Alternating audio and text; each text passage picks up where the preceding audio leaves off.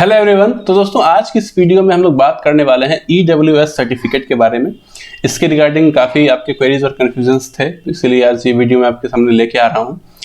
मैं उम्मीद करूंगा, कोशिश करूंगा कि जितने भी कन्फ्यूजन हैं आपको इसके रिगार्डिंग वो सारे क्लियर हो जाएं इस वीडियो को देखने के बाद। स्टिल अगर 1% डाउट बचता है तो उसको आप कमेंट में पूछ सकते हैं, ठीक है। मैंने काफ़ी सारी वीडियोस देखी हैं EWS सर्टिफिकेट के रिगार्डिंग। मुझे लगता है कि मैक्सिमम वीडियोस में सारे कंफ्यूजन जो है क्लियर नहीं हो पाते हैं और क्वेरीज वैसे ही रह जाती हैं, ठीक है। लेकिन यहाँ पे हम लोग एक एक चीज़ पे बात करेंगे ताकि कोई कंफ्यूजन नहीं बचे, ठीक है। तो शुरू करते हैं। तो सबसे पहले तो EWS के बारे में बात करें। EWS एक ग्रुप है, इकोनॉमिकली वीकर सेक्शंस का नाम है। इस ग्रुप को 10% रिजर्वेशन दिया गया है पब्लिक एम्प्लॉयमेंट अपॉर्चुनिटीज में, ठीक है। यानी कि अगर कोई SSC CGL की बात कर ले, मान लीजिए कि उसने 100 वैकेंसीज निकाली, ठीक है, तो उसमें 10% यानी कि 10 वैकेंसीज EWS वालों के लिए रिजर्व रहेंगी। अब EWS वाले कौन लोग हैं? तो ये इनको अलग किया गया है UR से। जो UR यानी कि अनरिजर्व कैटेगरी में आया करते थे, उसमें से 10% सीट जो है, यानी कि पहले UR की जो सीट होती थी वो ऑलमोस्ट 50% होती थी, लेकिन अब जो है ये घट के 40% हो गई है तकरीबन, और 10% जो है EWS को दे दी गई है, ठीक है। एग्जैक्टली टू बी प्रिसाइज 40.5 होती है, ठीक है। 10% जो है EWS की है। तो ये तकरीबन 3 साल पहले ये भारत सरकार ने ये पास किया था ये बिल, और इस तब से रिजर्वेशन दिया जा रहा है। तो शुरू करते हैं। सबसे पहला कंफ्यूजन है कि EWS सर्टिफिकेट। अगर आप EWS रिजर्वेशन क्लेम कर रहे हैं तो आपके पास EWS सर्टिफिकेट होना चाहिए, और SSC जो है या फिर कोई भी बोर्ड है वो अपना एक फॉर्मेट जारी करती, किसी फॉर्मेट में आपका EWS सर्टिफिकेट होना चाहिए, तभी आपको as an EWS certificate candidate consider किया जाएगा, ठीक है। तो अमूमन जितने भी सरकारी एजेंसियां हैं वो इस सेम फॉर्मेट में, ऐसा ही फॉर्मेट में उनका सर्टिफिकेट होना चाहिए, ठीक है। वो इसी फॉर्मेट में मांगती है। कोई खास डिफरेंस थोड़ा बहुत हो सकता है, लेकिन कोई खास डिफरेंस नहीं होता है। अब देखिए फॉर्मेट की अगर बात करें दोस्तों, तो मान लीजिए कि देखिए होता क्या है कि लोग ये समझते हैं कि हमें क्या होता है कि इसका प्रिंट आउट निकालना होता है और इसमें बनवाना होता है। तो जरूरी नहीं है ऐसा, ठीक है। जैसे कि आप देख सकते हैं यहाँ पे जितना भी आपके सामने लिखा हुआ है ये इंग्लिश में लिखा हुआ है, लेकिन मान लीजिए कि आप बिहार से हैं या कहीं से भी हैं, तो ऐसा भी हो सकता है कि आपका शायद हिंदी में बना हो। हिंदी वाला भी एप्लीकेबल है, कोई दिक्कत की बात नहीं है। फॉर्मेट सेम होने का बस इतना मतलब होता है कि जो भी कंटेंट्स इसमें दिए हुए हैं वो सारे कंटेंट्स आपके सर्टिफिकेट में मेंशन्ड हों। ऐसा नहीं कोई चीज इसमें जो है इसमें है लेकिन आपके सर्टिफिकेट में नहीं हो, ऐसा नहीं होना चाहिए। जो इसमें है वो सब उसमें होगा, यानी कि आपका फॉर्मेट क्लियर है। कोई जरूरी नहीं कि इसी का प्रिंट आउट निकाल के जाएंगे, उसी में फिल करवाएंगे तभी वैलिड होगा, ऐसा जरूरी नहीं है, ठीक है।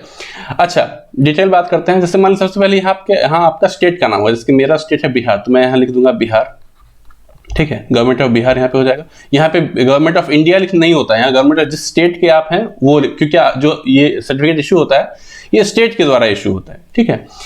दूसरा है डेट, जिस डेट को आपका ये EWS सर्टिफिकेट बना है, तो ये आप नहीं फिल करोगे, हालांकि ये भी वही फिल करेंगे, लेकिन ये डेट भी जिस दिन आपका बनेगा सर्टिफिकेट, ये जो अथॉरिटी बनाएगी, कौन बनाएगी उसके बारे में बात करेंगे, तो ये डेट भी वही लोग फिल करेंगे, ठीक है। ये होता है सर्टिफिकेट नंबर कि आपका EWS सर्टिफिकेट नंबर कौन सा है, ठीक। यहाँ पे ये भी वही लोग फिल करेंगे, आपको कुछ भी नहीं, आपको बस अपना बेसिक डॉक्यूमेंट्स वगैरह, इनकम सर्टिफिकेट, आइडेंटिटी प्रूफ, ये सब चीज आपको देना होता है। वो आपको बता दिया जाता है क्या क्या जरूरत है, और ये आपको फुल्ली वही फिल करके देते हैं, ठीक है। इसमें आपका यहाँ पे नाम हो जाएगा, यहाँ आपके पिताजी का नाम या माताजी का नाम, यहाँ पे आपका डिस्ट्रिक्ट, पोस्ट है ना, डिस्ट्रिक्ट, स्टेट, पिन कोड, ये सब। और यहाँ पे दो चीज बहुत इंपॉर्टेंट है, ध्यान से समझिएगा। यहाँ पे देखिए दोस्तों, वैलिड फॉर द ईयर है यहाँ पे, और यहाँ पे एक है फॉर द फाइनेंशियल ईयर, ठीक है। जैसे कि देखिए ध्यान से दीजिएगा, अगर मैं चाहता हूं कि 2019-20 का मुझे EWS सर्टिफिकेट बनवाना है, कहने का मतलब कि 1 अप्रैल 2019 से लेके 31 मार्च 2020 तक मेरा सर्टिफिकेट मैं बनवाऊंगा, अगर मुझे 19-20 का बनवाना है तो।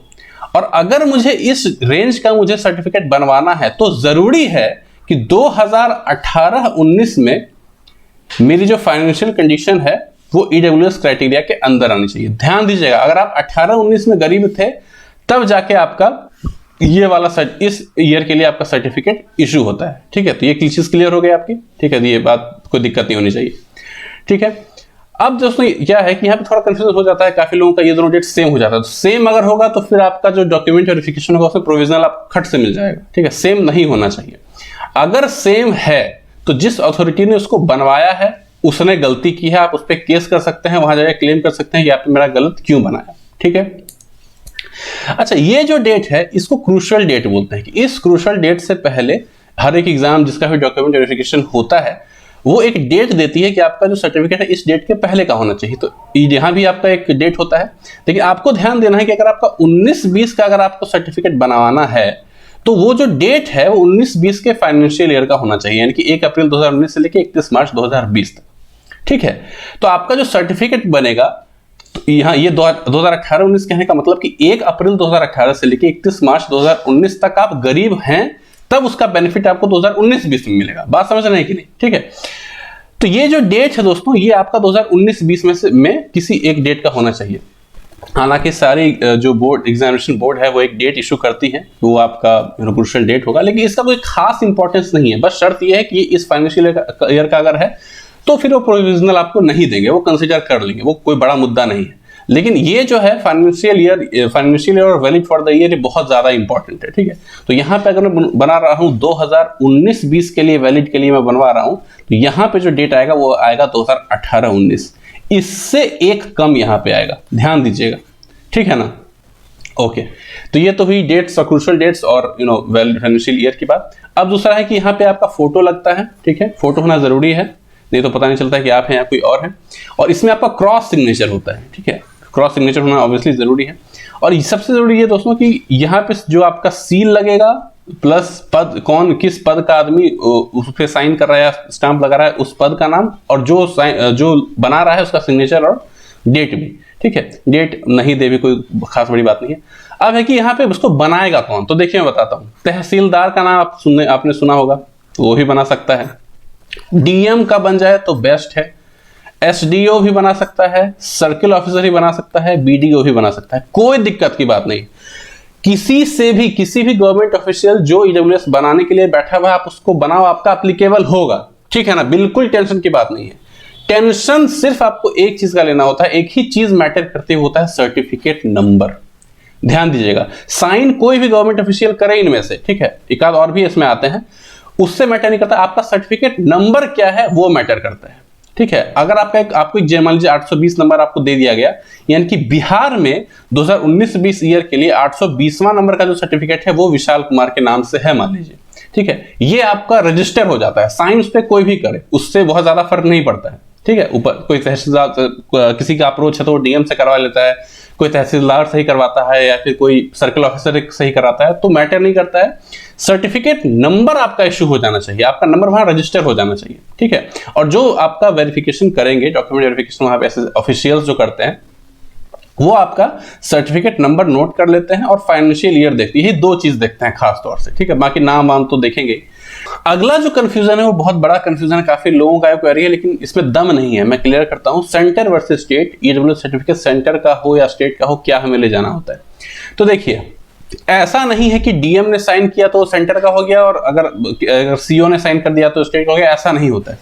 ये डिपेंड करता है क्राइटेरिया पे। फॉर एग्जांपल कि ये सेंटर का है, सेंटर ने क्या क्राइटेरिया, 4 क्राइटेरिया उसने किया है मेंशन, तो चलिए किसी एक को पकड़ता है। 5 एकड़ की जमीन से ज्यादा आपके पास नहीं होनी चाहिए। ठीक है। सेंटर ये कहता है कि 5 एकड़ से कम अगर आपके पास जमीन है तो आप ईडब्ल्यूएस में कंसीडर किए जाएंगे। ठीक है। सेंटर ये कहता है।